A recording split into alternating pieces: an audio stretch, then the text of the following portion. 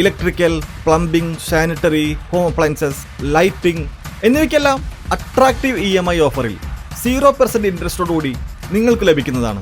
ഇപ്പോൾ നിങ്ങൾക്ക് മനസ്സിലാവും ഞാൻ എന്തുകൊണ്ടാണ് മേൽക്കോ ചൂസ് ചെയ്തതെന്ന്. ഇനി നിങ്ങളും എന്നെ പോലെ മേൽക്കോയിൽ വിസിറ്റ് ചെയ്യൂ, നിങ്ങളുടെ ഡ്രീം ഹോം റിയാലിറ്റിയാക്കൂ. അങ്ങാടിപ്പുറത്തെ ബ്ലോക്ക് നഗരിയിലൂടെ കടന്നു പോവുക എന്നത് ഇപ്പോൾ ഭഗീരഥ പ്രയത്നമെന്ന് തന്നെ പറയേണ്ടി വരും. കുപ്രസിദ്ധമായ അങ്ങാടിപ്പുറം ബ്ലോക്ക് ഇപ്പോൾ കേരളത്തിൽ മുഴുവൻ ചർച്ചയാവുകയാണ്. ഇതിലെ പോകുന്നവർക്ക് 1 മണിക്കൂറൊക്കെ ആ ബ്ലോക്കിൽ കിടക്കേണ്ട അവസ്ഥയാണ്. സ്വകാര്യ ബസ്സുകൾ എല്ലാ ബസ്സുകളും എന്ന് തന്നെ പറയാം, അവർക്ക് ട്രിപ്പ് കട്ടാക്കേണ്ട അവസ്ഥയുണ്ട്.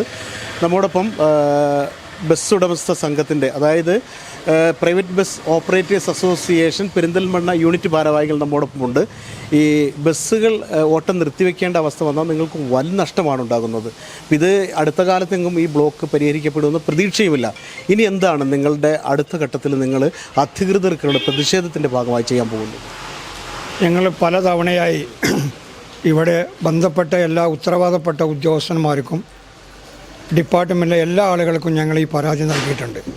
പക്ഷേ സമരമുറയുമായി മുന്നോട്ട് വരാനുണ്ടായ കാരണം, ഇപ്പോൾ സമരം ചെയ്യുകയാണ് ഓടുന്നതിനേക്കാൾ ഏറ്റവും ലാഭം എന്നുള്ളതാണ് ഞങ്ങളെ സംബന്ധിച്ചിടത്തോളം.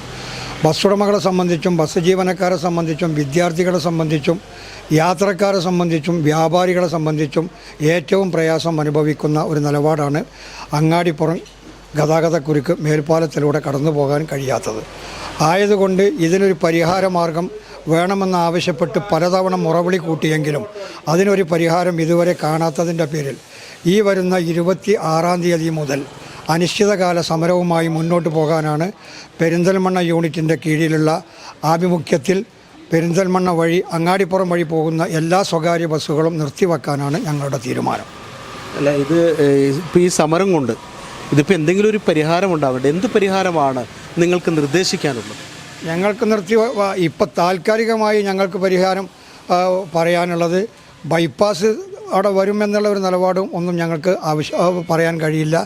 അവിടുത്തെ റോഡിൻ്റെ കുണ്ടും കുഴിയും കട്ട പതിക്കുക എന്ന് വെച്ച് പരിഹരിക്കാമെന്ന് ആവശ്യപ്പെട്ടിരുന്നു.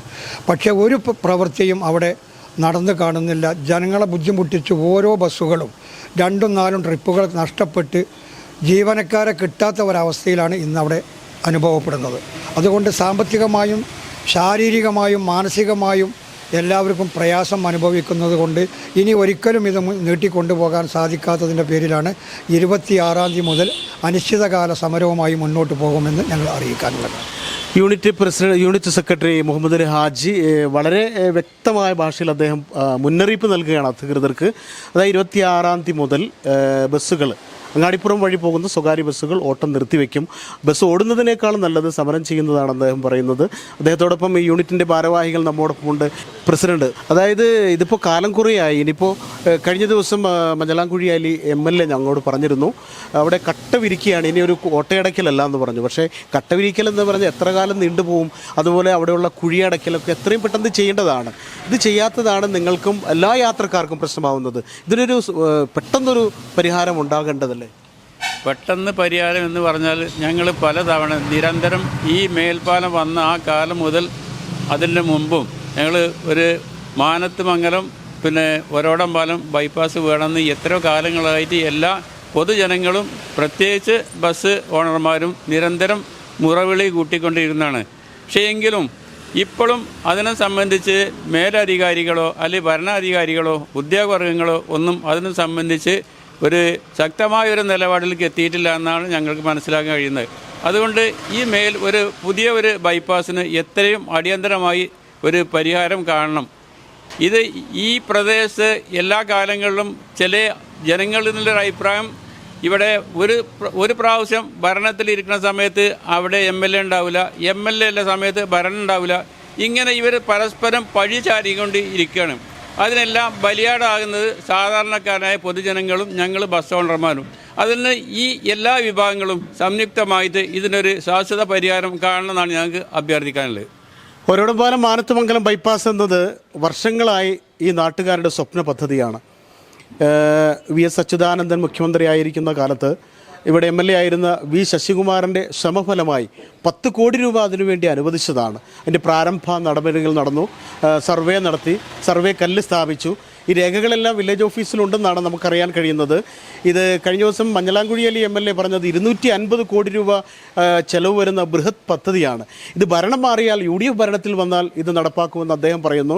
LDFുമായി CPMൻ്റെ നേതാക്കളുമായി ബന്ധപ്പെട്ടപ്പോൾ വലിയ സാമ്പത്തിക ചെലവ് വരുന്ന പദ്ധതിക്ക് അത് കേന്ദ്ര സർക്കാരിൻ്റെ സഹായം വേണമെന്നാണ്. ഒരിക്കലും ഈ പദ്ധതി നടപ്പായില്ലെങ്കിൽ എന്നും ഈ അങ്ങാടിപ്പുറം ബ്ലോക്ക് നഗരിയായി തന്നെ പോകേണ്ടി വരും. പക്ഷേ സ്വകാര്യ ബസ് ഉടമകൾ, വ്യാപാരികൾ ഇവരെല്ലാം അനുഭവിക്കുന്ന ബുദ്ധിമുട്ടുകൾ അധികൃതർ കണ്ടില്ലെന്ന് നടിക്കുകയാണെന്നാണ് ഇവരുടെ പക്ഷം. എത്രയും പെട്ടെന്ന് ഇതിനൊരു പരിഹാരം ഉണ്ടാക്കേണ്ടതുണ്ട്. ബസ് ഉടമസ്ഥ സംഘത്തിൽ പ്രൈവറ്റ് ബസ് ഓപ്പറേറ്റേഴ്സ് അസോസിയേഷൻ്റെ പെരിന്തൽമണ്ണ യൂണിറ്റ് ഭാരവാഹികൾ, എക്സിക്യൂട്ടീവ് കമ്മിറ്റി അംഗങ്ങളൊക്കെ നമ്മോടൊപ്പമുണ്ട്. എന്തായാലും 26-ാം തീയതി തുടങ്ങി ആരംഭിക്കുന്ന ഈ ബസ് സമരം, ബസ് ഓട്ടം നിർത്തിവെക്കുന്നത് വലിയൊരു പ്രതിഷേധമായി മാറുമെന്ന് മാത്രമല്ല, വിദ്യാർത്ഥികളും സ്ഥിരമായി ജോലിക്ക് പോകുന്നവർക്കും അടക്കം അത് വലിയൊരു ദുരന്തമായി മാറും. ആ ദുരിതത്തിലേക്ക് ബസ് ഉടമകളെ ഈ സമരത്തിലേക്ക് കൊണ്ടെത്തിക്കാതെ ഒരു പരിഹാരം ഉണ്ടാക്കാനുള്ള ശ്രമമാണ് അധികൃതരുടെ ഭാഗത്തു നിന്നും ജനപ്രതിനിധികളുടെ ഭാഗത്തു നിന്നും ഉണ്ടാകേണ്ടത്. ക്യാമറാമാൻ ബിനുവിനൊപ്പം ജബ്ബാർ വേണാട്, നില 24 ലൈവ്.